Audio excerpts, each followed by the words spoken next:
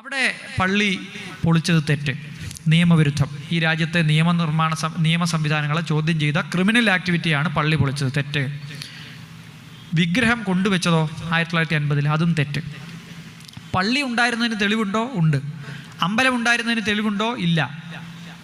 എന്നാൽ നാലാമത്തെ case OS number 4 ഈ പറയുന്ന കാര്യങ്ങളെല്ലാം തെളിയിച്ചിരിക്കുന്നു. ഏതൊക്കെ? അവിടെ പള്ളി എക്സിസ്റ്റ് ചെയ്യുന്നു, അവിടെ അമ്പലം ഉണ്ടായിരുന്നില്ല, അവിടെ രണ്ട് ഘട്ടങ്ങളിൽ വിഗ്രഹം കൊണ്ടുവച്ചതും പള്ളി പൊളിച്ചതും തെറ്റാണ്. ഈ വാദഗതികളൊക്കെ OS നമ്പർ 4, അതായത് ഇസ്ലാമിക വിഭാഗത്തിൽപ്പെട്ട ആളുകൾ കൊടുത്ത കേസ് അനുവദിച്ചിരിക്കുന്നു.